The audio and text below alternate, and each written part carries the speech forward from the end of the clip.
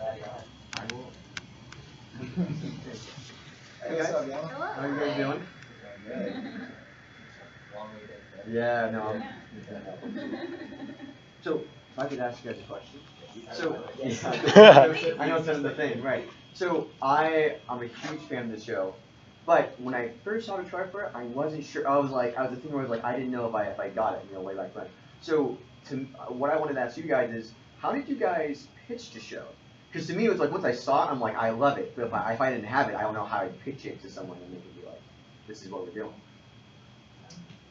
Yeah, I'm trying to remember, but I think I think we just pitched it as like Gravity Falls meets South Park or something. So like Gravity Falls meets South Park. I haven't seen Gravity Falls though, so I'm just trusting Jordan. I remember you really just locked on to the name. Like we were going through a time where we needed to develop a new show for TV, and we weren't sure what that was, and we didn't have a lot of time. So we all said, all right, well, we're gonna split up. We're gonna come back, and we're gonna have this. We're gonna put like 2 or 3 ideas on the table, and talk about what we like, and work together and develop it. And I was like, camp. There's an idea for a name. It's summer camp, and there's a bunch of camps in it in town. Yeah, and I think you're just like, I like the name. And then we're like, cool, we got some. Yeah, it was the first like good I don't know, little gleam of something where we could like run with an idea, and like it turned out that like once we started developing it, like the part of it being a camp that's every type of camp is kind of not as important. It's just kind of a framing. Yeah, it helps frame getting all these weird characters and some cast together. So yeah, we just started like exploring what that would be like and stuff like that. So then I think what helped was like kind of knowing all the characters and stuff when we pitched it, and you're like, yeah, and then this is Max, he's kind of Jake, he says fuck sometimes. And then David's really happy, and like they clash a lot. Yeah. And, I think one of the things we were tasked with was finding like the next relatable everyday man or person type character. Matt Holland used the phrase, we should try and make the next Homer Simpson. And we're like, oh sure, that's easy. Cool. Like, yeah, who's currently relatable? What's the character a lot of people can relate to? And we're like, someone that's kind of an asshole, a little jaded, a little apathetic, Seems to be more cynicism type of the yin and yang. And originally we thought that'd be the main counselor, right? Yeah. Oh yeah, someone in their 20s, that's relatable. Yeah. And then we were like, that's boring. So what if we made the jaded asshole the 10-year-old? And then we were like, okay, yeah, no, this is fun. And that's, a lot of that is what's spun it off into like how the kids are very adult and like kind of put them in weird, like not for kids situations. Yeah. Once we spun it off that way, I think the rest is kind of adult. So yeah, I think our enthusiasm for it a lot too. Yeah. I was curious about that. Was there a little apprehension, it's like of doing a second cartoon that it was not necessarily for kids? I don't think Rooster Teeth's ever been worried about doing something that's not for kids. If anything, when we found out that Ruby was actually attracting a young audience, that weirded us out. Rooster Teeth's never been a super like family-friendly brand or whatever. We've always just kind of been us. So there was no real hesitation in that. If anything, yeah, whenever we make an attempt to do something different, that's outside our normal wheelhouse. And we have to do it. And I know a lot of people in the department are very intensive with more adult cartoons, and so we all started watching some things from the Hill, Drama, like all of that. So it was just kind of second nature to go that direction. Yeah, we're just making the show the kind of show we like. Yeah. Hey, just in terms of the way you do music in the show, you have like the super upbeat opening, and then at the end you have rap. What kind of like, how did you guys figure that out? Like process behind that? Yeah. Oh God. Yeah. Story. So it's a good story. So yeah, a lot of it was supposed to be juxtaposed with the happy music, but then the content of the show was going to be a little more adult themed. So when we were doing the first reveal trailer, which is all the kids getting ready for camp, we had the first version of the score underneath, which was just like this drum snare, like marching pipe. Yeah, they're all getting ready. It's almost like they're getting ready to go to battle or something. So we put that together, and then our art director, Patrick Rodriguez. Notice the similarities in the beat structure. Yeah, and so he put it to X gonna give it to you, like DMX, and we were like, this is really funny. So we jokingly showed it to Matt at a review and was like, yeah, this isn't the real this one. isn't the real thing, but look at this, and he was like, oh, I really like that. Though. Yeah. Like, what if we did that? And this was like a week before that trailer had to come Oh out. yeah, so we kind of. Shout out to Ben. Yeah. Jeremy Dooley, we need your skills. Yeah, we were like, so we went back to our composer, Ed Decker, and was like, cool, so yeah, different direction we're going in now. Instead of the nice, lighthearted, upbeat thing, we're gonna do gangster rap. So yeah, he put something together for us, and then we had Jeremy Dooley from Junior put something together for us. Yeah. It was a lot of fun. And like, yeah, and then I started thinking about like, oh, the good way to have the end credits, you know, like you have a nice joke and then like hit hard into the credits with some more rap and stuff. So I always liked that about Silicon Valley. I thought that was a show that did that pretty well. So last minute we got in touch with all of the rappers that we know. Yeah, and Ben, I was like, please. You are amazing.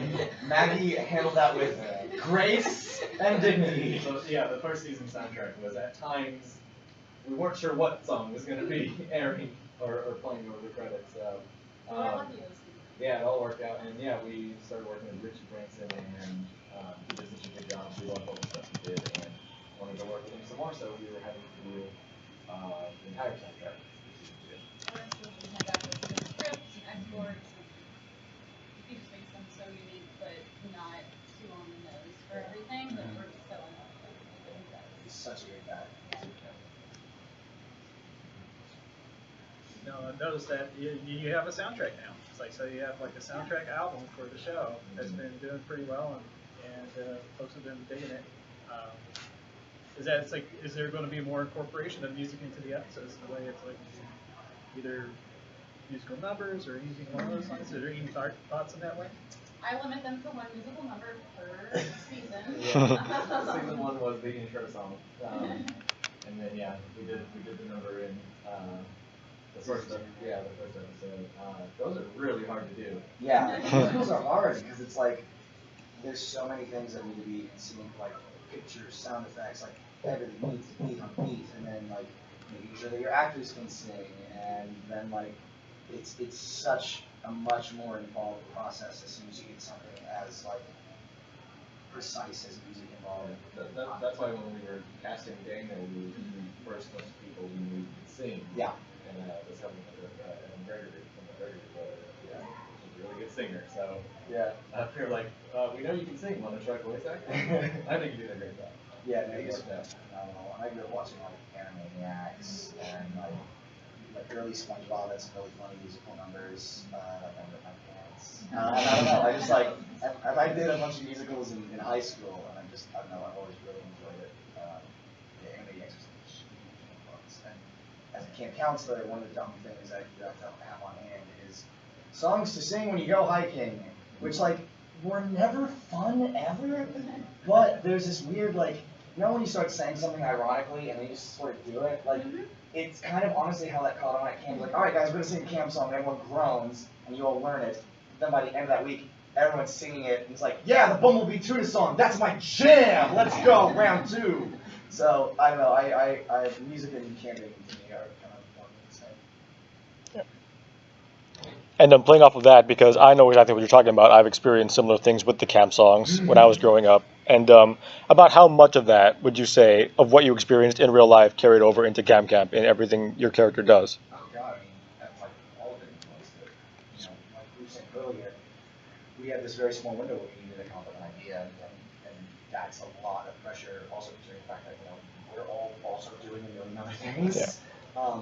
And in that short time frame, you know, they always say, like, if you can write about what you know, because, you know, otherwise you're doing research and stuff like that. Like, so if you write about what you know, you'll be okay. And I knew a lot about camp, so that was just like, it was the best when I could put forward, and fortunately Jordan and Maggie, like, everybody was able to take that little fundamental idea and make it something awesome. When we started thinking like about like the camp being run down and kind of just like really crappy, it's like, okay, how do we, like, if I'm a 10-year-old going to camp, what would I hate to not have?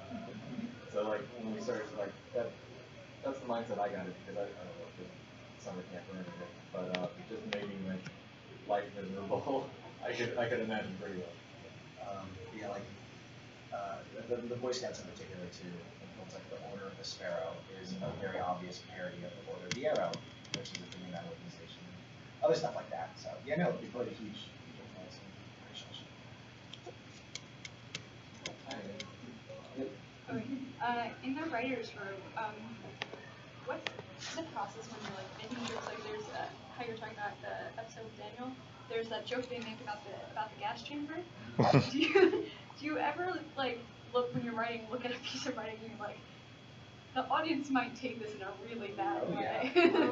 Verifications on them. Yeah, it was a pure villain. Yeah. So that there are no.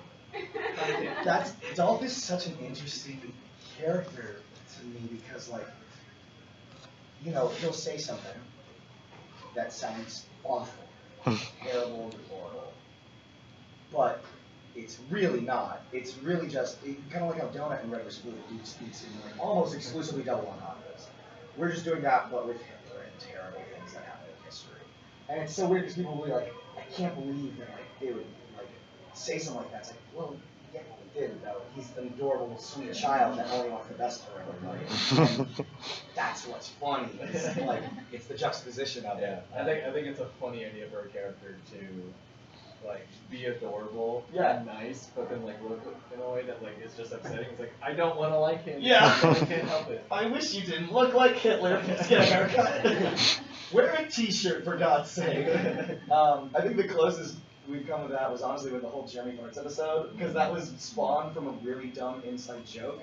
But we just were like, look, some people will probably hate this character.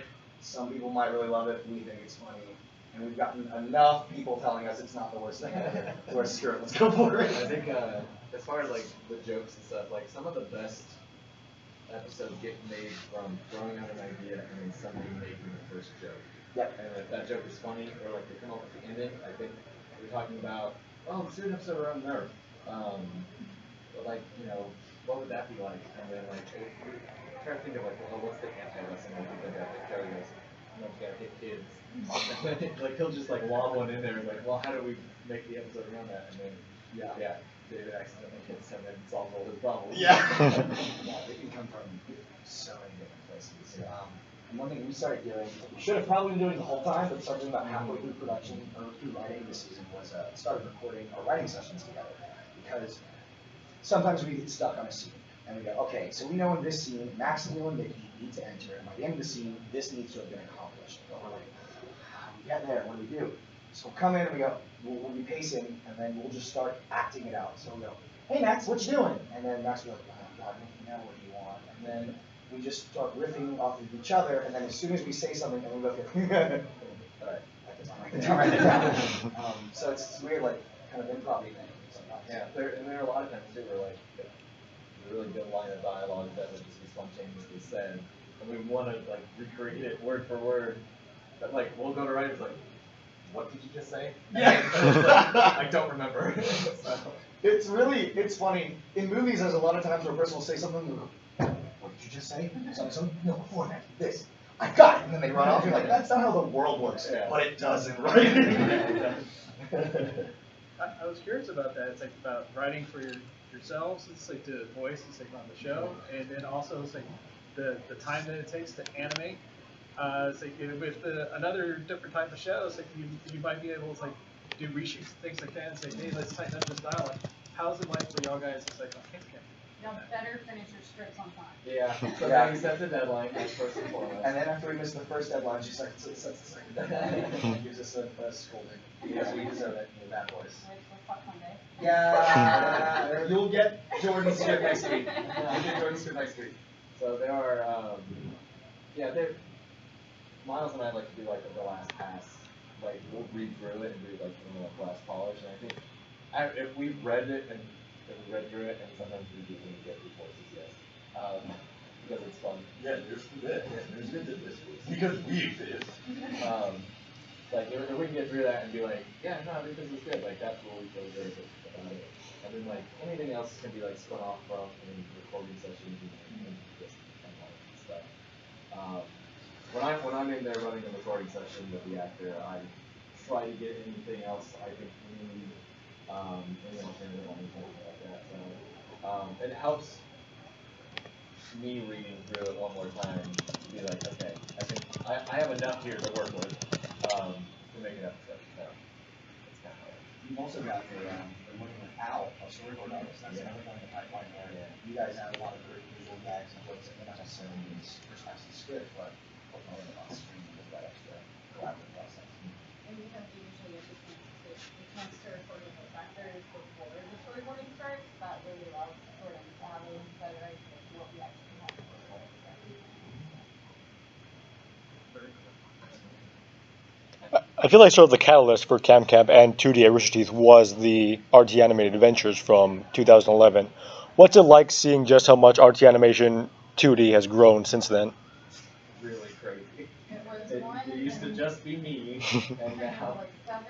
yeah. And now we're like 15. It was like 4 of us, and then it was 7, and then now it's 14, 15. Yeah, it's just been a lot of it has just been so fast, and like we haven't really stopped to think about it because it's like this is what we need to do next. Like we need to keep growing so that we can make everything better, and like just got really lucky. We hired some really great animators, storyboard artists, concept artists, and we're just working with the best team I think we've ever assembled for any show. No, that's the Yeah, No, sorry, man. but, No. Like, Sorry, again, but we rock.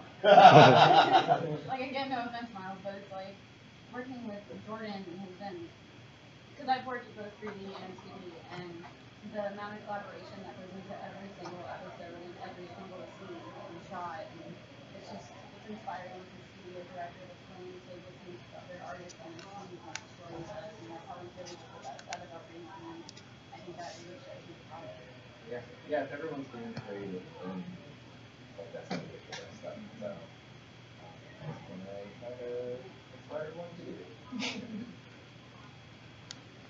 Hey, so RT has a lot of 3D animation and also 2D animation. What's one thing that you guys have found that's just advantage that 2D animation gives you over the stuff that you work if you work with 3D or We don't have to export characters. Yeah. We don't have to sculpt them out of digital clay.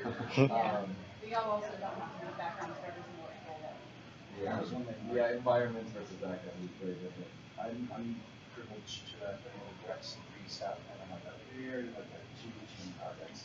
And I didn't realize going into the and how important the storyboard is for 2D, because I've been spoiled by 3D where you get a rough approximation of what you think the shot will look like. But ultimately, you've got that set in a 3-dimensional space. You have your physical, so you can move whatever you want. You have 2D. It's like, oh man, you got the enemy needs to stick to this almost exactly as closely as possible.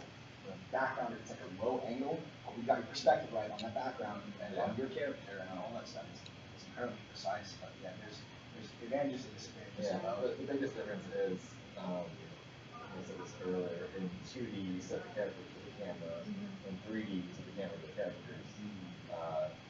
So that's, I kind of like that in 2D, because I like having the camera just move on like X and Y axes a lot, and like not really moving the camera a lot, but having like the staging happen in front of the camera, so characters will leave and come in and like frame everything, and then like it's constantly changing without the camera ever moving.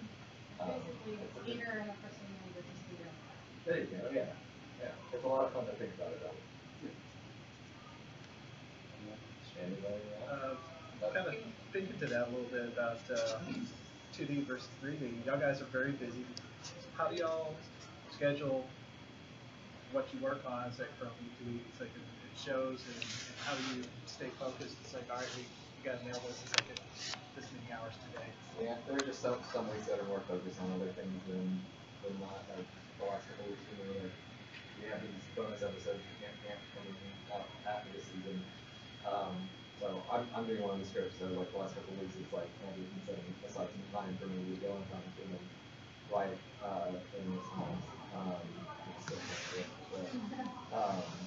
And then like it kind of like if we tried to have a writers meeting with like Gray and Carrie and me and Miles, it would yeah, it could probably not happen even at 17. Because they're like, Carrie's super busy right now with movie ramping up. So like, yeah, it just kind of works out like But we at the meet beginning. once a week. Yeah, Like, that's true. all the creatives and all the producers in the department meet once a week so that we can keep each other on the same page. Make sure that we all know what's expected of our shared writers and directors.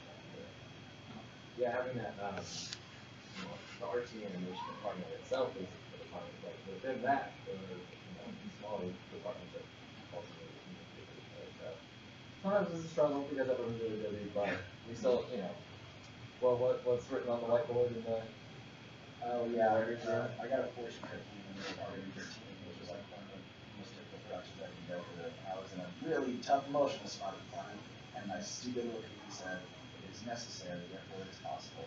So I took a Sharpie and wrote that on the goddamn whiteboard. it's kind of our, our motto when you think about it. That and have fun. Have fun. Yeah, for me, I work between worlds. I haven't really directed anything in a while outside of vocal recordings. Now I've worked to help make sure that like we're hiring more writers, so that writing happens faster, and I've worked with all the writers to make sure that the writing that's happening is good, and that we're all having fun, everything's great. I do really well when people tell me to do, which is why I love working with Maggie, because she's like, hey, this is it. So my job always feels like you're just spinning a bunch of plates, and it's just like, okay, so just go ahead on Ruby shoot. Oh, Camp's about to fall. Okay, let's do some time with Camp. And Carrie is going to be free next week, which means we're going to work on Ruby Prime. And then, oh, Jesus Christ, Bernie wants to develop some crazy bullshit. All right, you got me for a week, Bernie. And it's stressful, but I also have a really short attention span, so it helps. Honestly, it really does help keep me interested.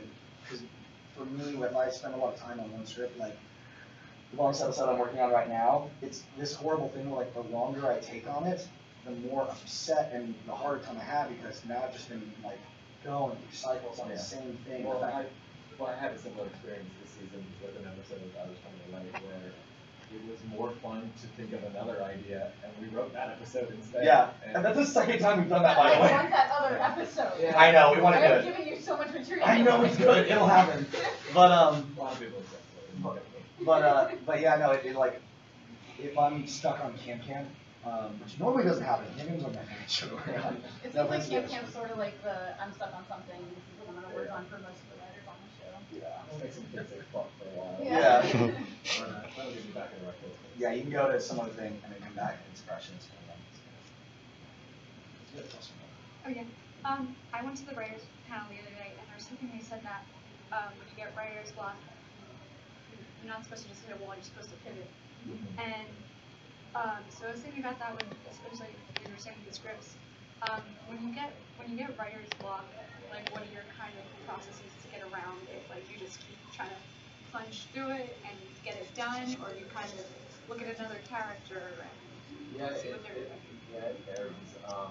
Sometimes, like on my scenes, like something that happened here, I'll either come up with something that can be changed later, so I can just get through it, because I know the rest of it's good, and I have a good idea, I just need to get through it, or I just change it entirely.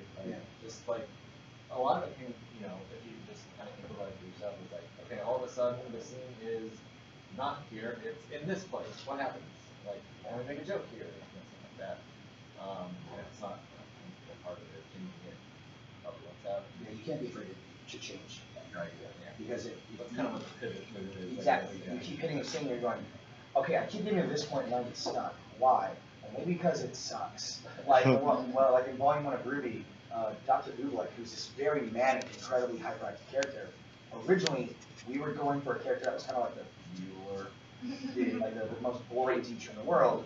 And then when we wrote out the scene, we wanted to like be like this going on about stuff. And then that scene wasn't fun. Like, why the fuck do we want to listen to a boring character? What if we did the exact opposite?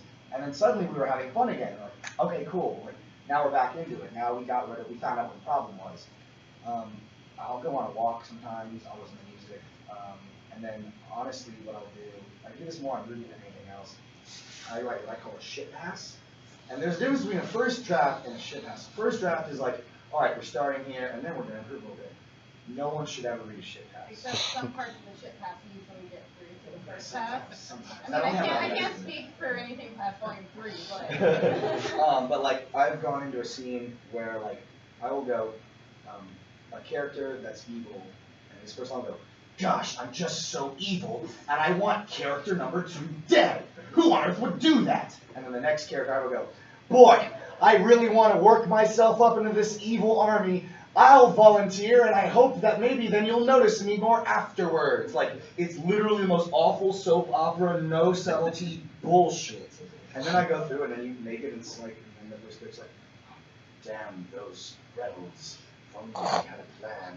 And then the person goes, well, sir, my men have faced off against the rebels many times. Anyone can do it. It's us. I mean, that's still horrible dialogue. But you see what I'm saying here? It's like, just like better than it was before. yeah, like you just say like, this is the thing that needs to be said in this line, because every line should have a purpose, and every scene needs to have something that happens in it, otherwise you're wasting time, which took me a while to learn. My favorite example of that, like, was back when I was working on Ruby, and I legitimately could not tell if this was from the ship pass or if he actually wanted it to be in the show, but it's like Ruby and John are talking to each other, and like Ruby says something to John, and John's response is just like, and I was like, that sounds like John to me. And that's how it made it through to the recording booth, and Lindsay went, I have a question about this song. And we went, we're gonna kill ourselves. This is embarrassing. But girl talk is sync, so it's fine.